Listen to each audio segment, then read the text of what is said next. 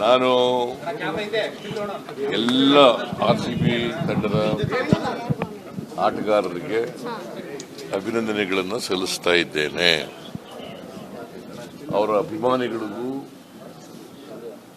ಅಭಿನಂದನೆಗಳನ್ನು ಸಲ್ಲಿಸ್ತೇನೆ. ರಾಜ್ಯ ಹೆಮ್ಮೆ ಪಡ್ತಕ್ಕಂಥ, ಯಾಕಂದ್ರೆ ಬೆಂಗಳೂರು RCB ಯಾವತ್ತೂ ಗೆದ್ದಿರಲಿಲ್ಲ. ಇದು 18ನೇ ಆವೃತ್ತಿ ಗೆದ್ದಿದ್ದಾರೆ. ತೀವ್ರ ಸಂತೋಷವನ್ನು ಉಂಟು ಮಾಡ್ತಾರೆ. 4 ಗಂಟೆಗೆ ಸ್ಟೆಪ್ಸ್ ಮೇಲೆ ಅವ್ರಿಗೆ ನಾನು ಕೊಡ್ತಾ ಇದ್ದೀನಿ ಅಂತದ್ದು ಬಹುಮಾನ ಕೊಡ್ತೆ. ಅವ್ರು ಗೆದ್ದಿರೋ ಬಹುಮಾನನೇ ವಾಪಸ್ ಕೊಡ್ತಾರೆ. Finals match between Ahmedabad. What are you wishing for, sir? Your wishes to the team. I am happy in Ahmedabad. Bangalore boys RCB will win.